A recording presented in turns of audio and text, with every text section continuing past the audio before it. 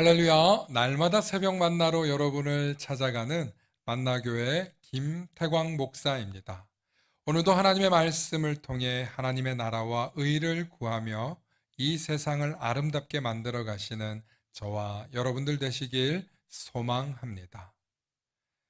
오늘 우리에게 주시는 말씀은 창세기 41장 37절로부터 40절의 말씀입니다. 바로와 그의 모든 신하가 이 일을 좋게 여긴지라. 바로가 그의 신하들에게 이르되 이와 같이 하나님의 영에 감동된 사람을 우리가 어찌 찾을 수 있으리요 하고, 요셉에게 이르되 하나님이 이 모든 것을 내게 보이셨으니 너와 같이 명철하고 지혜 있는 자가 없도다. 너는 내 집을 다스리라. 내 백성이 다 내 명령에 복종하리니 내가 너보다 높은 것은 내 왕자뿐이니라. 아멘.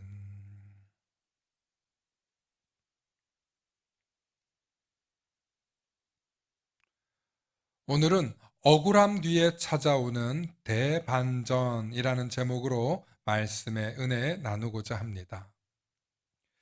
여기 한 권투 선수가 있습니다. 그는 대회에 나갔다 하면 1회전에 탈락하는 형편없는 실력을 가진 권투 선수였습니다.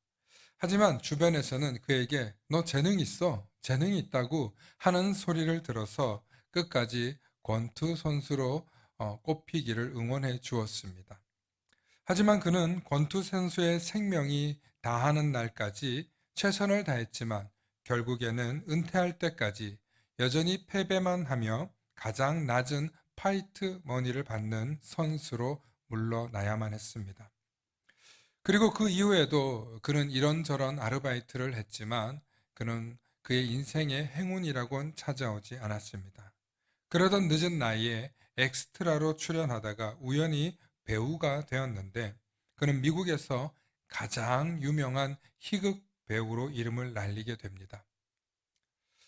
그는 자신이 없는 재능을 남들의 말만 듣고 젊은 시절을 억울하게 낭비했습니다. 만일 이 남자가 권투에 조금만 더 재능이 있었더라면, 그래서 꾸준히 시합에 계속 나갈 수 있었더라면 미국을 대표하는 코미디언의 창시자 밥 호프는 존재하지 못했을 것입니다. 밥 호프는 한국 전쟁 때도 미군들을 3번이나 방문하며 그들의 사기를 도두어주는 미국에서 가장 유명한 스탠드 코미디의 대명사입니다. 그리고 한국에도 그가 많이 알려져서 유명한 인물이기도 합니다. 또 시골에서 은행원을 하다가 상사의 실수로 억울하게 쫓겨난 남자가 있었습니다. 그는 공금횡령이라는 억울한 누명을 졌고 감옥까지 갔던 남자인데 수감 중에 자신이 작가가 되고 싶었던 어린 시절의 꿈을 되찾아 펜을 다시 들게 되었습니다. 억울한 누명을 쓰고 감옥까지 갔던 이 남자는 자신의 불행을 대신해 희망에 관한 소설을 썼습니다. 그 소설은 우리가 너무나도 잘 아는 오헨리의 마지막 입새입니다. 특별히 오헨리는 미국 단편 소설가로 유명한 인물 중 하나입니다. 마지막으로 스페인의 대문호 세르반테스 역시 군대에서 장교로 근무하던 시절 억울한 누명을 쓰고 불명예 제대를 당하지 않았더라면 평생 펜을 들지 않았을 것이고, 우리가 잘 아는 돈 키호테라고 하는 유명한 소설도 존재하지 못했을 것입니다. 살다 보면 어느 누구에게나 말할 수 없는 억울한 일, 억장이 무너지는 일을 경험할 때가 있죠. 아니, 말해도 소용이 없다 싶어 극단적인 생각까지 할 때도 있습니다. 그럴 때 인간은 누구도 믿을 수 없고 인생은 결국 혼자인가 보다 하는 비관론에 빠지기도 하죠. 이 세상에 아무도 내 편은 없나 보다. 사람이 싫고 세상이 원망스러울 때도 있을 것입니다. 성경에도 그런 인물이 있었습니다. 바로 요셉이라고 하는 인물입니다. 그는 형들에게 미움을 받아 억울하게 애굽의 종으로 팔려갔습니다. 형들에게 버림받은 것도 억울한데 노예로 팔려가다니, 그리고 이번에는 이방 여인의 유혹을 거절했다가 자신이 오히려 그 여인을 겁탈하려고 했다는 누명을 써서 평생을 감옥에서만 썩어야 하는 신세가 되었습니다. 하지만 요셉은 감옥 속에서도 자신의 생을 포기하지 않고 반드시 재기할 기회를 노렸습니다. 그리고 그는 자신이 알고 있던 하나님에 대한 기대와 지혜도 포기하지 않았습니다.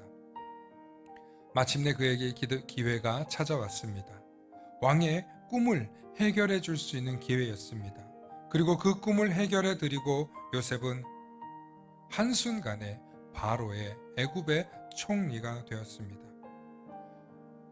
그때 바로가 요셉을 보고 한 고백이 놀랍습니다. 바로가 말하기를 그의 신하들에게 이르되 이와 같이 하나님의 영에 감동된 사람을 우리가 어찌 찾을 수 있으리요 하고 요셉의 총명함과 지혜로움이 하나님의 영으로부터 온 것임을 알아보았던 것입니다. 억울한 일을 당했지만 하나님께 나의 인생을 맡기고 하나님의 은혜에 기대어 사는 사람에게는 반드시 대반전의 기회가 찾아옵니다. 그리고 그 기회를 통해 하나님의 이름이 높아지시고 하나님께서 대역전시키시는 분이심을 세상에 알리는 통로로 사용되는 것입니다. 바로 그때 우리의 인생은 대역전이 가능하다는 것입니다.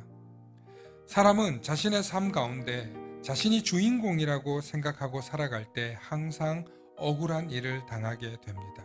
그리고 그 억울한 일이 자신을 지배합니다. 분노가 자신을 지배합니다. 미움과 원망이 자신을 지배합니다.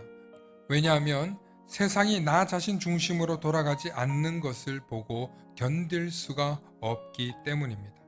하지만 그리스도인은 달라야 합니다. 세상이 나 중심으로 돌아가는 것이 아니라 하나님 중심으로 돌아감을 인정해야 합니다.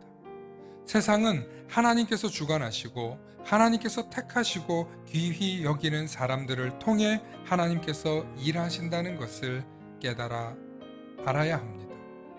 그럴 때 세상이 나 중심으로 돌아가는 것이 아니라 하나님 중심으로 돌아간다는 창조의 이치를 깨닫게 되는 것입니다. 이 이치를 깨닫기만 해도 우리의 인생은 참 넉넉해지고 풍요로워질 수 있습니다.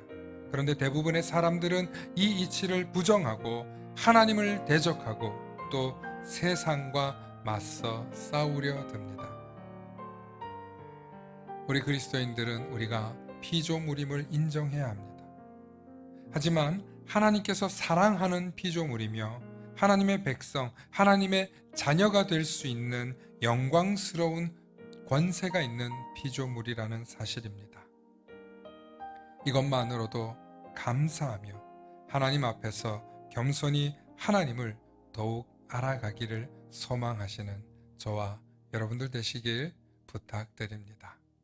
그리고 그렇게 될 때 반드시 놀라운 은혜와 풍성한 풍요를 누리시게 되실 것입니다. 샬롬.